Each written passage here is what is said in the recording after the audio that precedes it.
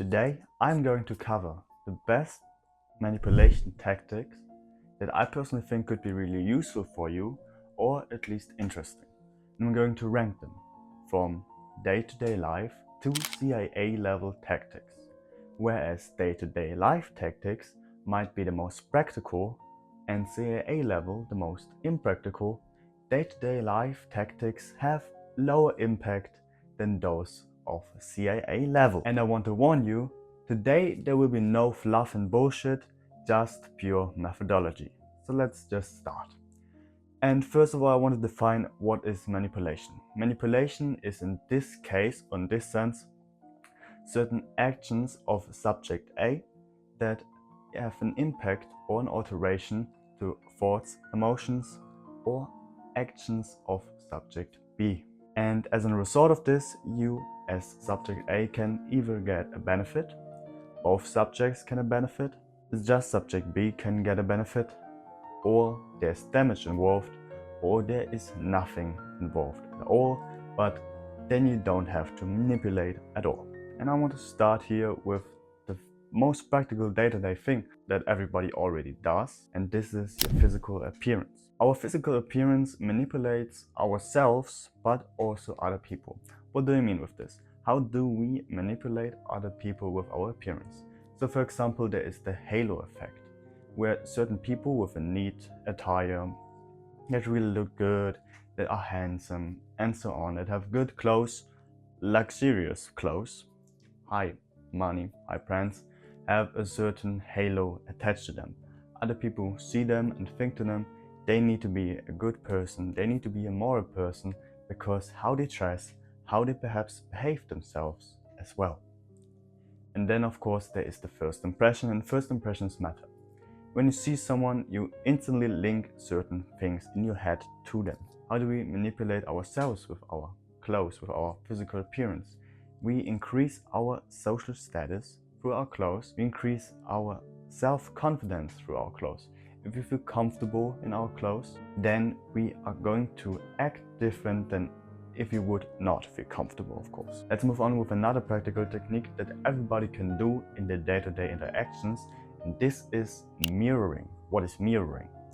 Mirroring describes a communication process where one is imitating or reflecting certain behaviors, certain speech patterns, certain emotions, a pitch of the one in front of them, of the person they're talking with. And this helps to build rapport, to build a certain connection with the other person, and of course to build trust, because birds of the same feathers flock together.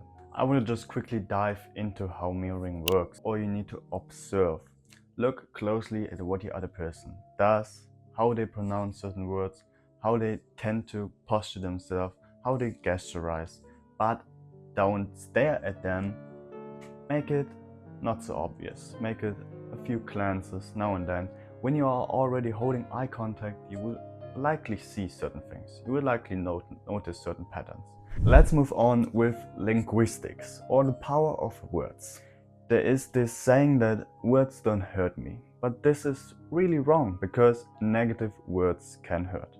Especially, I have to read this, the subgenual anterior cingulated cortex, or just to keep it simple and short, when we hear negative words, especially towards ourselves, then stress and anxiety hormones are induced in our brain. There were certain studies that therefore resulted in when kids have negative self-talk, they have higher anxiety. And this can further lead to more and more anxiety in your life. But words can have, of course, negative impacts, but also positive impact. What is the positive impact of words? There were further studies, of course, on the negative sides, but also on the positive sides. A single word has the power to influence the expression of the genes that regulate physical and emotional stress. And I'm going to quote here, by holding a positive and optimistic word in your mind, you stimulate frontal lobe activity. This area includes specific language centers that connect directly to the motor cortex, responsible for moving you into action. And as our research has shown, the longer you concentrate on positive words, the more you begin to affect other areas of the brain. And this is Newberg-Wortman. But there's also the further usage of linguistics of words, and this has something to do with mirroring as well. If you were to use certain adjectives, so for example, your colleague tells you, I had this wonderful holiday with jet to holiday. If you notice this adjective wonderful, you perhaps are also going to use wonderful when you describe something pleasant to you. And if you use this shitty, for example, or something negative, and you use this as well, then you have the same effect as mirroring, just with words. We're about to get over to priming. What is priming? It's basically you give your subject B, a certain stimuli, and this influences their behavior or their reaction. So I want to give an example here. When you see a child crying in the playground, and this kid was playing happily, and you are watching it because it is your kid, then you are going to take care. Help this kid. Now that it's crying, it's your child. But if you see a kid crying in the playground that isn't yours, and you were awake the whole night because the apartment next to you, there is a baby and a newborn. It's crying all night. You were awake. Are you going to help this kid? Perhaps, if your morals tend to go towards this kid. But you will likely have certain negative emotions towards this kid. You are certainly annoyed and stressed. So this is priming. How can you use priming? You have a conversation with a friend, and you are talking about pleasant things all the time, how someone else is always helping you. This mate, this friend of you, is going to certainly help you. If you have a conversation with this friend about skepticism about new things, and then you try to pitch this new idea to your friend, then this friend is going to have skepticism towards your idea.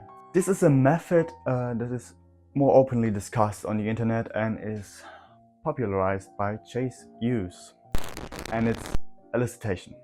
Of course, elicitation has to appear on this list, and I'm going to show you two scenarios. Scenario 1. Hey, do you hate your job? What will be the answer? Probably, no, I like my job. This is direct and straightforward. You have this clear intent, but there's still this problem that it might come across as invasive. That person is going to lie to you because it's too direct. And scenario 2. Hey, I did hear you're paid miserable in your job. Yeah, I really hate my job. More an indirect approach that somewhat applies the answer here. It's less confrontational and encourages the other person to answer. What is the base concept is statements instead of questions. And there are 3 approaches towards this. Let's get over to the next one, and this is more of a technique that is not direct manipulation. Or I wouldn't say it's manipulation in the common sense, and this is frequency. So frequency does manipulate our brain waves, and because our neurons are connected, they talk to each other, and there's of course this flow of electricity, and if you were to measure it, then you would see your brain waves that are working on certain hertz waves. And there you have delta, theta, alpha, beta, and gamma, and they are linked to these hertz levels. And there is this neurofeedback method, which is new, and I'm not quite aware on how the study field on this is, but as I have read, it's still evolving, it's still developing. And this just basically implies that one can take control of their brainwaves via wavelengths, via frequency. But there's also neurosound, like, binaural beats, you have theta beats, you have delta beats, and so on. And via these beats, via these frequencies, you can get into certain states of relaxation. For example, because the delta wavelength, the delta state of your brain is connected to deep rest, to deep sleep. So you can somewhat get into this state via binaural beats, for example. Let's go over to something that is being seen as magical or being questioned a lot, more of a carnival attraction. And this is hypnosis. Hypnosis and deep trance states. So we're going more and more over into CIA level techniques here. Hypnosis in the sense we believe it to be does not exist. You cannot just simply snap and people will fall into trance. We as humans, we tend to fall into trance. For example, between sleeping and waking up, there's somewhat a state of a trance. then sometimes if you have just deep thoughts and you're planning out everything around you, then you are certainly in trance. So people tend to fall into trance. And what a hypnotist might actually do is just a focus.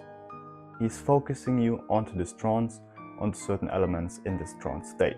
So you fall into trance automatically, but he just speeds the process up and makes it more of a focused thing. And then this can be used via suggestions, like words he's telling you, smart linguistics basically. Base foundation is that the subject believes that it will work. If this isn't given, then it won't really work. If the subject is against this whole thing, then hypnosis won't work. So we must move on to confusion techniques. Not something I would recommend to you, but confusion techniques are basically there to give your subject B, state of disorientation, which makes it more open to certain commands, to suggestions. And this is connected to also the post-hypnotic suggestions. It is all linked, and I'm going to show you why it's all linked. Post-hypnotic suggestions certainly is nearly the same as I have described in the hypnosis field, because it gives certain cues while the person is in trance, and then afterwards they do certain acts, but connected to a trigger.